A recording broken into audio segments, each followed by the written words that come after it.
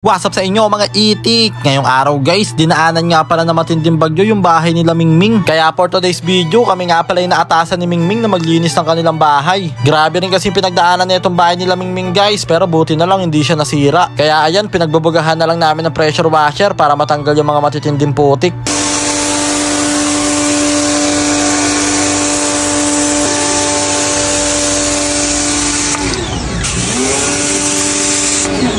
At ayun na nga guys, after nga pala namin linisin yung bahay nila Mingming, dumiretso na kami dito sa bilihan ng mga bagong damo. Bali naisipan kasi ni Mingming guys, sa padagdagan daw yung bakura nila para mas lumawak. Meron daw kasi siyang itatayo na bagong negosyo. Sa mga hindi nga pala nakakaalam guys, wala na naman nga pala pinagkakakitaan ngayon sila Mingming dahil nalugi na naman yung negosyo nila. Kaya ngayon guys, may naisip na naman siyang bagong negosyo. Bali dadagdagan niya nga pala yung billiard sa bahay nila. Tapos paparentahan niya daw 10 piso isang sargo. At ayun nga guys, sinukat ko na nga pala yung bibilin naming bagong damo. Kailangan kasi dapat saktong-sakto. Bali 26 na dangkal kasi yung guys nung sinukat ko. Maya-maya lang, ayan, nakabili na nga pala kami guys ng saktong sukat. Grabe, medyo may kamahalan pala to guys. Pero okay lang yan guys, si Mingming naman yung magbabayad. At ayun nga guys, habang pinuputol nga pala yung binibili namin damo, naglakad-lakad muna kami dito sa Gedli para mag-window shopping. Bali tumingin-tingin muna kami dito guys sa mga binibentang napakagandang kusina. Tulad nito, grabe, pati yung kusina may TV. Ganyan na ganyan yung pangarap namin kusina para kay Tagtag.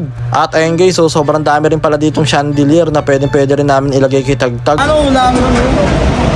At ayun guys, maya-maya lang nagtingin-tingin na rin pala dito sila kuya tsaka si Baron ng mga binibenta ditong generator. Mukhang kakailanganin din daw kasi namin ng ganito guys sa panahon ng kagipitan. Kaso ngayon medyo gipit pa kami sa budget kaya next time na lang. At ayun na nga guys, maya-maya lang sa wakas nagupit na nga pala yung binibili namin damo dito. Grabe, ang laki na nabili namin guys, pero mukhang kukulangin pa rin to para sa bakura ni Mingming. Pero okay lang yan guys, kung hindi naman siya abot, bali i-adjust na lang namin siya ng konti. Kaya ayun guys, all goods na, nakabili na kami. Saktong-sakto, talagang excited na si Mingming tsaka si Jessica kanina pa guys. Kaya babalik na kami sa bahay guys para ikabit na to. Pero syempre, nag-food trip na rin pala muna kami ng napakasarap na kamote Q. Grabe, overload yan guys oh. Kaya tamang food trip na naman ng mga itik.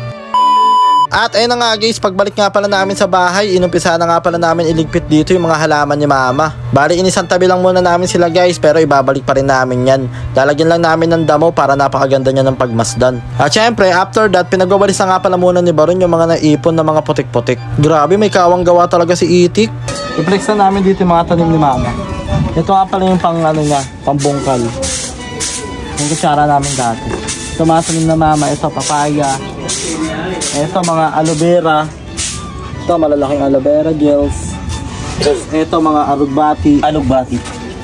Ito hindi ko alam ito. Ito yung pinakamaangas yan, yung pinakakailangan talaga natin. Ito, napapakinabangan namin guys. Siling uyo. Dahil may kami sa mga hang. Ito, recycled. Aparador namin. Papakita ko sa inyo. Kalamansi. Kalamansi talaga. Ayun o. Ito talaga. Ampalayain ka. At ito yung mga tanong na namang kalamansi. Ang dami no. Plantita na plantita. At ito, alam mo ba? Ito mangga. Palaki na. Alam mo, damo lang to. Saan? Alam mo, damo lang to. Dito. Ano? Tawag dito, sampalukan. Stone breaker. Ha? Stone breaker. Herbal siya. Nung nagkaroon ako ng kidney stone, kasi nung namamasada pa ako ng jeep, madalas talaga nakakapagpigil ako ng ihi. Tapos, nahirapan ako umihi.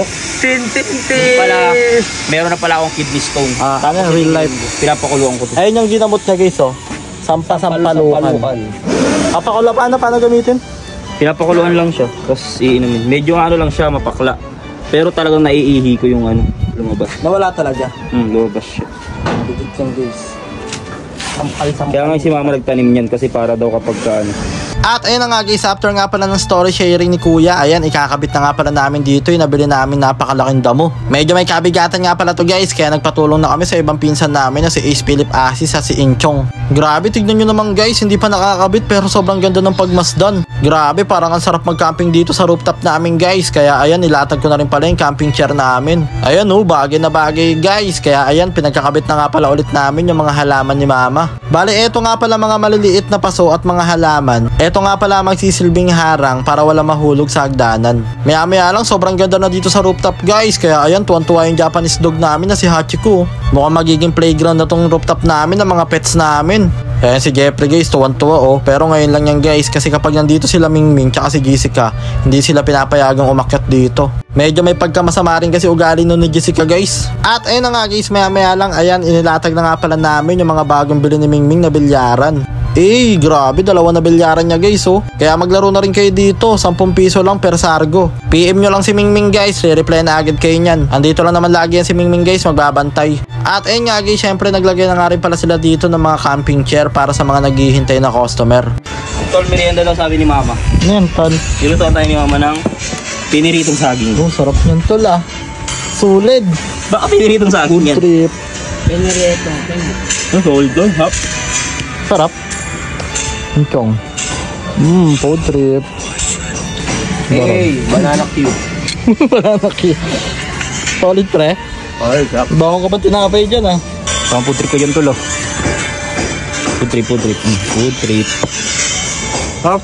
Kaya tamang food trip na naman ng mga itik. At ayun nga guys, syempre nag-food trip na rin pala dito si Mingming tsaka si Jessica ng merienda nila. After that, ayan, inumpisa na nga pala namin dito. Kami na nga pala nagbuena mano dito sa bagong bilyaran ni Mingming. Grabe, ang sarap nga maglaro dito guys dahil napakaganda ng ambience. Kaya sana magtagal na tong bagong negosyo ni Mingming. At syempre, dahil nasayang na naman namin yung almost 6 minutes ng buhay nyo, kaya hanggang dito na lang muna guys. Maraming salamat sa panonood. I love you all.